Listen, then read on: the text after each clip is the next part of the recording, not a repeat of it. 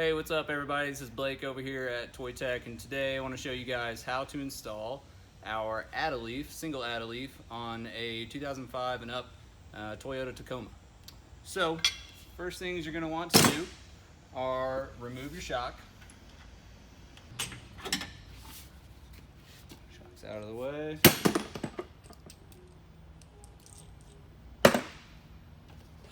Next, there is a 12mm bolt here holding the brake line bracket on. You want to get that out of the way so you can allow your axle to droop without stretching this line out. Take the shocks off on both sides. That way the axle has enough room to droop and flex.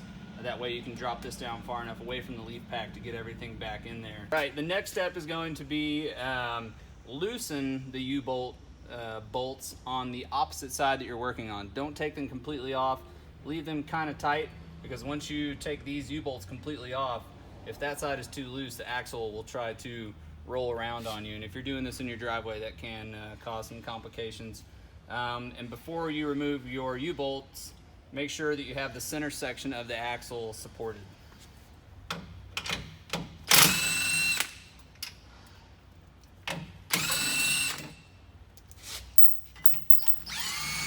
Oh, Butterfingers over here, man.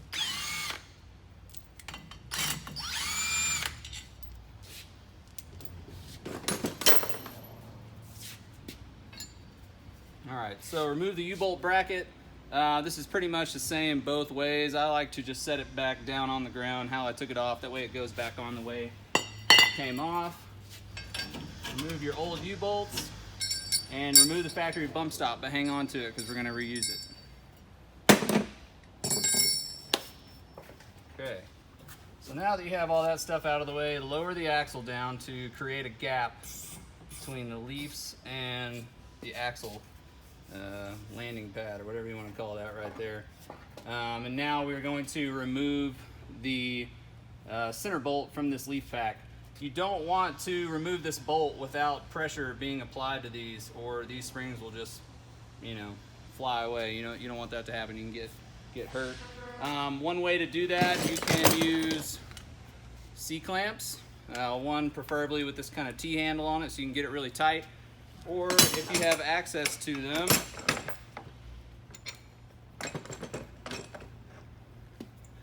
ball joint press. These things work great. You can get a lot of clamping force on these leaves. The trick is you don't want to see any light between these leaf packs. So you got to get them really tight when you're cinching that new bolt down. Alright, so to remove the factory center pin, we're going to clamp the leaves together. Like so. Put one more clamp on it just to be safe. So now that you have the leaf packs all cinched down so they don't go anywhere, you can now loosen the factory center pin bolt. It's usually a 14mm. And if the bottom spins on you, grab yourself a pair of vice grips and grab that center pin head through the back here. Okay, so now that you have the factory center pin taken out, we can relieve the pressure on these clamps here. Just remember the way that this factory overload leaf sits in this leaf pack. If you look at it from the center, it is longer to the front and shorter to the back. You don't want to flip-flop that around or spin it over to where these brackets are upside down, because then it'll be a different arch and won't work correctly. So take your clamps off.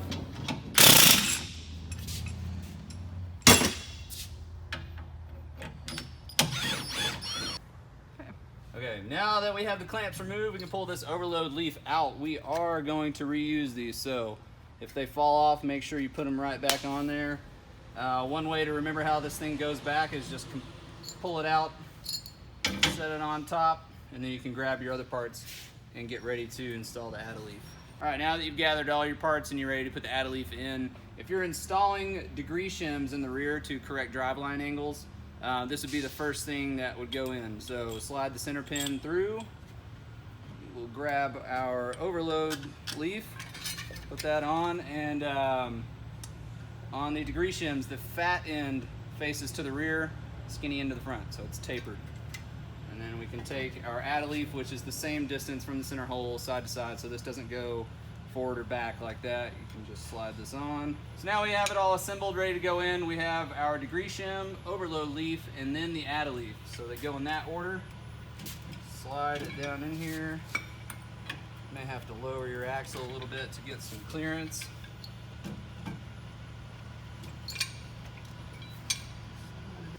All right, so we have our center pin into the hole of the first leaf. This is kind of the tricky part of holding this into place. If you have the center section of your diff supported, or your axle supported, you can use that to push up and hold that if you don't have another pair of hands. All right, so if you're having issues getting your center pin through the next leafs in line, these leaves are just clamped together here, so you can tap them with a hammer on both ends. You could stick a screwdriver in the hole and move it around and try to get them lined up. But you definitely don't want to damage the threads of this center pin putting it in. So move them around, try to get them lined up, you know, eyeball everything before you go cinching it down and ruining the top of that thread. So once you got everything lined up, either use your clamps to cinch these leaves back together, or you can just kind of squeeze them with your hand just to get that nut started, just like so. Once you have your nut started, check everything, make sure it's all lined up, nothing's out of place, make sure your degree shim is pointed in the right direction. Now we will grab our clamps, and like I said in the beginning, the key here is to completely pinch these together so you cannot see any light between this, and then tighten the nut.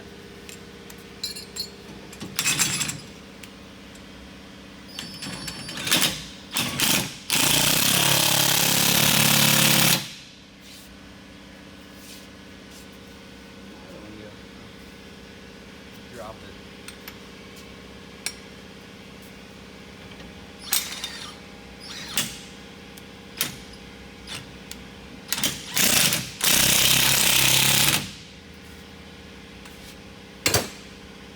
Alright, so I got my clamps tight.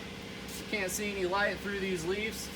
Go ahead and start running the nut down on the center pin to tighten it. Alright, so as we go to tighten the center pin nut, start to cinch it down. Clamps are tight. There's really no torque on this nut. You just want it to be tight. You don't want to go over. The tensile strength of these threads are kind of low, so you wouldn't want to use the bolt to suck the leaf pack together. That's why these clamps are handy. So once we got that tight, you can take the clamps off.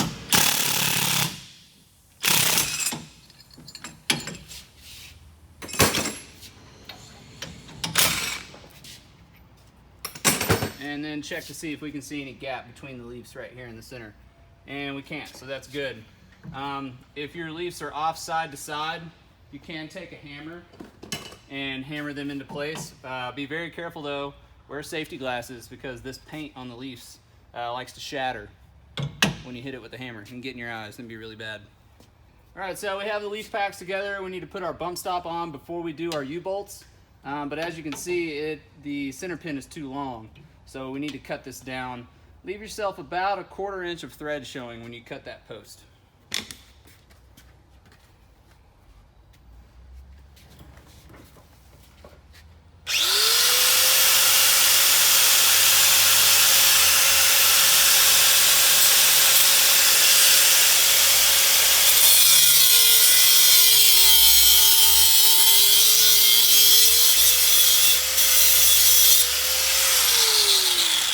So we have our center pin cut to make room for our factory bump stop. We'll put that right back on top of the leaf pack. And we will put on our supplied U-bolts. And then the axle bracket here on the bottom. Sometimes you have to squeeze these U-bolts together to get them in the holes of the factory bracket.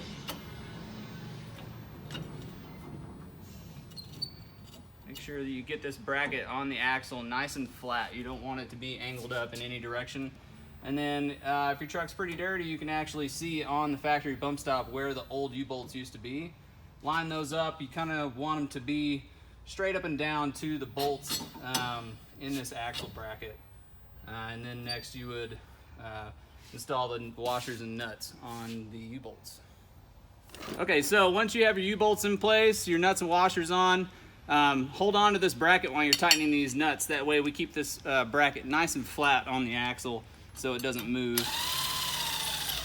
And then we'll go back and forth to both sides. You don't want to do 1, 2, and 3 and 4. You want to go kind of in an X pattern while you're tightening these.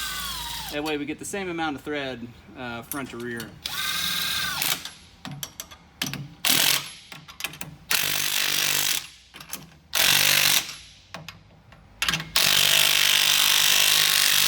So while you are tightening your U-bolt bolts, make sure you come up here periodically to check to see if they have moved. As you can see, this one's slid forward. Just take a hammer it back into place. You can see where the old U-bolt was. That way it's nice and straight up and down with those bolt holes. So your next step would be complete the opposite side, torque your U-bolts to 85 foot-pounds, reinstall your shocks on both sides, and then reinstall your brake line bracket on both sides. Thanks for tuning in, guys, to see how we do this. Leave a comment in the comments below on what you guys want to see us do, any tips, tricks that you have. Cool, thanks.